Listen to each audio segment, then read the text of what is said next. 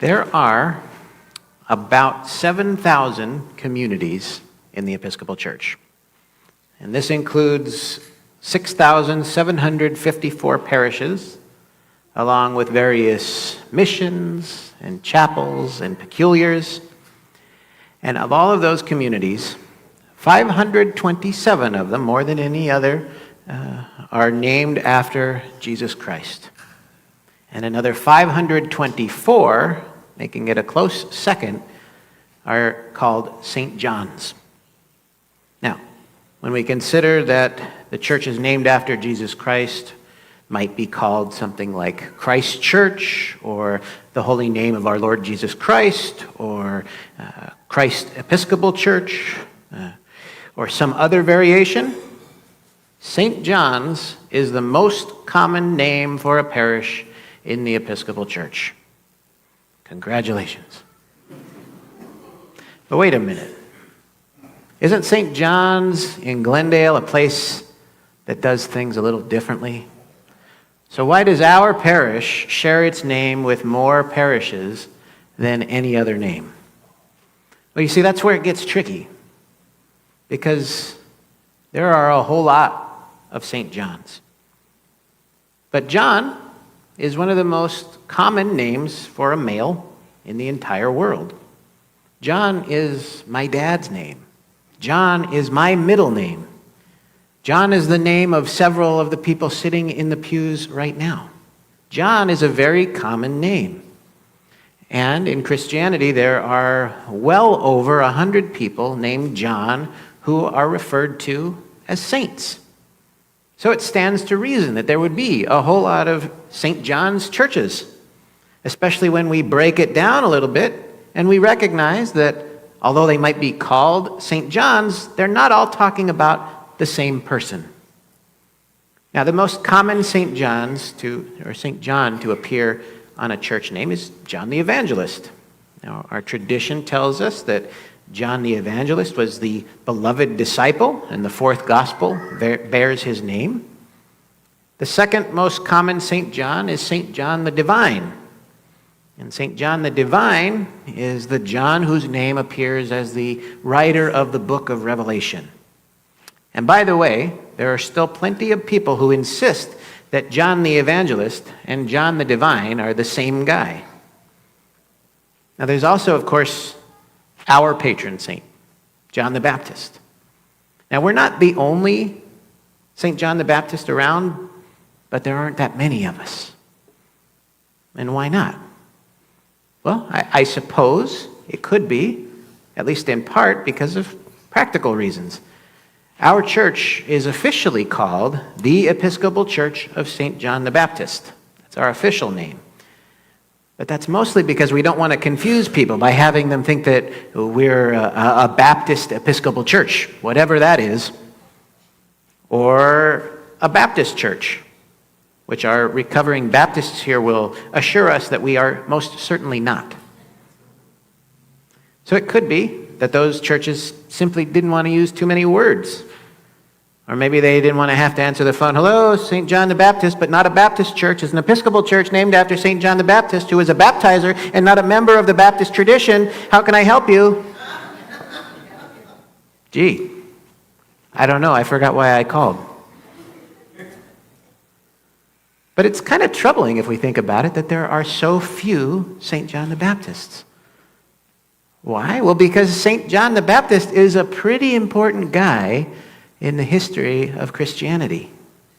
And John the Baptist is a great example to us about what it means to be our authentic selves. And that's something that this parish has always tried to do. Thank you. In our gospel passage today, Jesus stirs up some stuff with the authorities. He's always doing that, isn't he? He's always getting himself into trouble and making enemies here and there.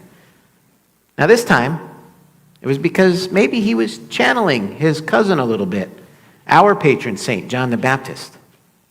You see, Jesus is teaching in a synagogue, which probably, let's be honest, already got him on the naughty list, at least a little bit, in the eyes of some of his detractors. And as is the custom of the Jewish people, his teachings were taking place on the Sabbath day, Saturday. But then a woman with a critical disability approaches Jesus, and Jesus heals her on, get this, the Sabbath day, the day of rest. And this stirs the pot. And the leader of the synagogue says, there are 6 days on which work ought to be done.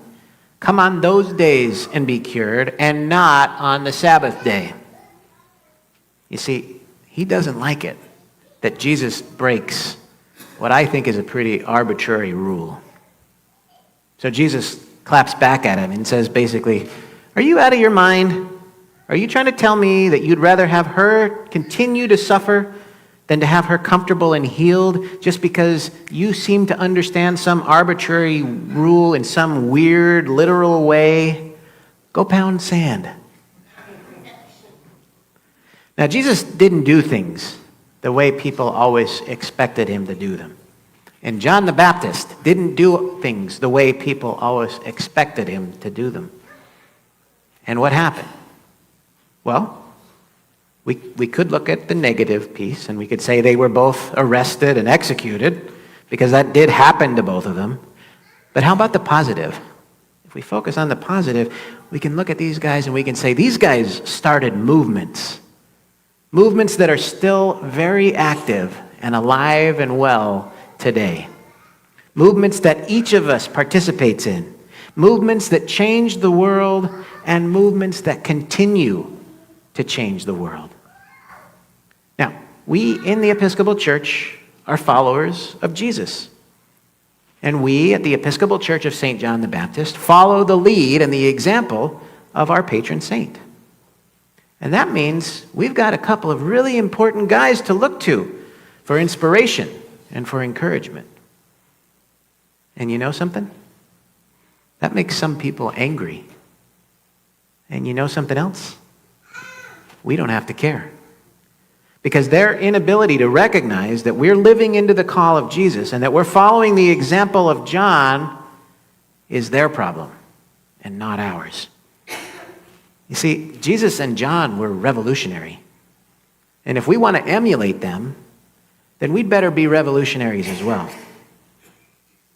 But wait a minute. They were revolutionaries, yes, but like I said earlier, they were revolutionaries who were arrested and killed. Isn't it crazy to follow their example? Well, maybe to that extent, sure, but we do have not only the ability, but also the responsibility to gauge our own comfort levels. Each of us has different abilities, and each of us has different roles. Do you know the name Martin Luther King Jr.? I'm sure you do. I'm sure you do, because Dr. King is probably the most famous civil rights leader in modern history. But while Dr. King may have been the most visible face of the movement, it wasn't his movement alone. Like John the Baptist, Dr. King was a charismatic guy who could hold people's attention. And like John the Baptist, Dr. King didn't work alone. Dr. King surrounded himself with qualified, dedicated people. People like Andrew Young, Wyatt T. Walker, Jesse Jackson, Ralph Abernathy, Rosa Parks, Dorothy Height, and countless others. Now, some of those are names that many of us know, but others might not be. And you know something? Their name recognition doesn't mean that they were any more or less influential. More visible, perhaps, but not less influential. And here's the thing. Their participation wasn't without risk. Some of these people were comfortable with bigger risks, and others were not. But each of them did what they were able to do, and each of them did what they were comfortable doing. And each of them had a tremendous impact on the cause, and it's a cause that we're still fighting for this day, to this day, racial justice. Now, do you think we'd remember Jesus if he hadn't been willing to make a little noise? If he hadn't been willing to challenge the status quo? Do you think we'd be worshiping in a church named after John the Baptist if he hadn't been willing to make a little bit of noise? If he hadn't been willing to show up in all his weirdness and all his strangeness and to live into his fullest self? Teaching the good news that Jesus was coming to teach us a new way? Do you think we'd celebrate Martin Luther King Jr. Day every January if he hadn't been willing to upset the apple cart? Probably not. You see, my friends, silence is complacency. And going with the status quo is not in line with the gospel. Because the gospel sets the captives free. The gospel brings good news to the poor. The gospel teaches us that the love of God is available for all people and not merely the self-appointed elite. Do you know how much bad theology there is out there? A whole lot. A whole lot. Our Roman Catholic cousins tell us that we're not real Christians. Some of them tell us anyway, because we don't follow some of their, what I consider to be arbitrary teachings. And a lot of Protestants tell us that we're not Christians because they think that we're too much like the Roman Catholics. But you know something? They hate us because they ain't us. They're envious. They're envious that we get to celebrate and we get to discern the call of God and that we're not bound to the arbitrary rules for the sake of following rules. The Catechism of the Catholic Church is about 900 pages long. It's full of rules and regulations about what Roman Catholics are supposed to follow every hour of every day. Ours is 18 pages. 18. And it has a lot more questions than it has answers.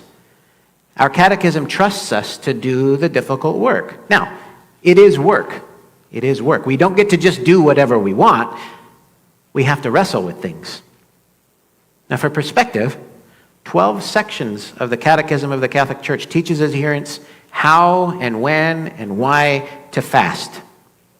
Our prayer book suggests fasting on Ash Wednesday and Good Friday.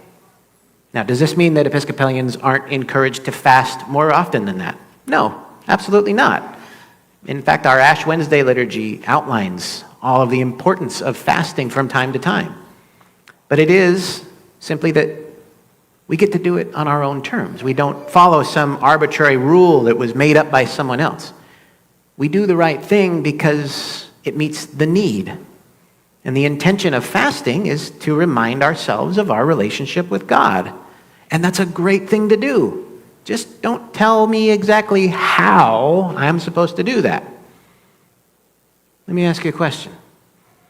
Does it make sense to fast from meat on a Friday by making the sacrifice of eating a lobster and shrimp feast? Is that really in line with the purpose of that fast? A delicious meal of sacrifice and penance to replace the ham and cheese sandwich I didn't eat because I'm not supposed to eat meat?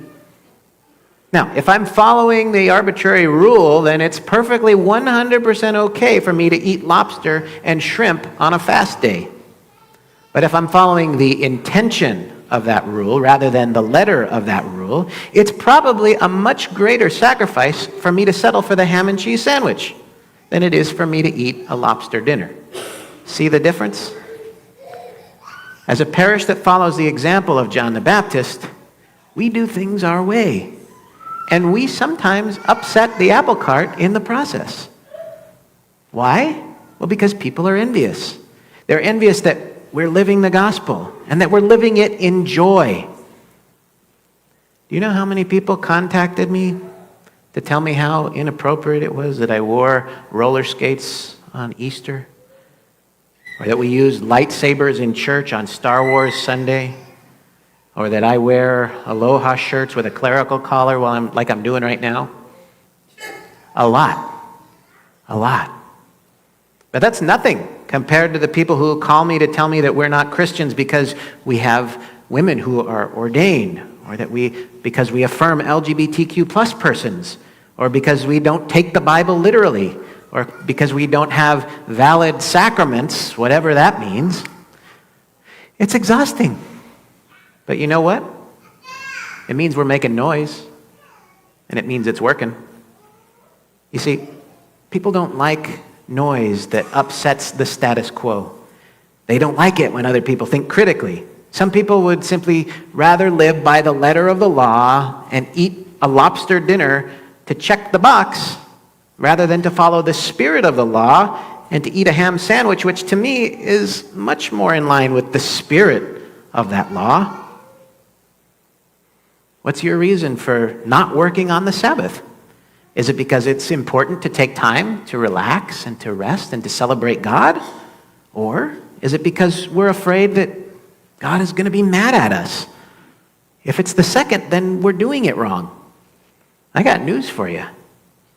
Clergy work on Sundays.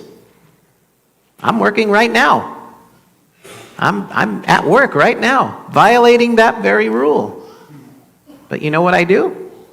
I take a different Sabbath, because Sabbath is important. And while I'm not taking that prescribed day as outlined in the law, I'm following the spirit of that law by taking time for rest and recreation. Why? Well, so that I can be at my best for you. Jesus was a rule breaker. He didn't break the spirit of the rules, mind you. He broke the letter of the rule when it was appropriate to do so. How do we know if it's appropriate? Well, he taught us that as well. Love God, love your neighbor. Those are the two great commandments. Is following the rule in line with those commandments? Then it's probably a good rule. Is it arbitrary? Well, then maybe not. Following the spirit of the law rather than the letter might get us into trouble. But Jesus and John the Baptist and Martin Luther King Jr. and a whole bunch of others were willing to get into some trouble. We're not a parish named after John the Baptist because we want to do what everyone else is doing. We want to take risks. We want to stir the pot. We want to grab people's attention so they can see us, and maybe they might say, gee, what they're doing is great. I want to be a part of that. And we're going to upset some people in the process. And you know what? That's okay. That's okay. Because we're participating, my friends, in a movement. In a few moments, we're going to celebrate the Eucharist together. A sacrament in which the body of Christ is broken open for us for the sake of love. May we follow the examples of Jesus and of John the Baptist and allow ourselves to become broken open for the sake of love. Amen.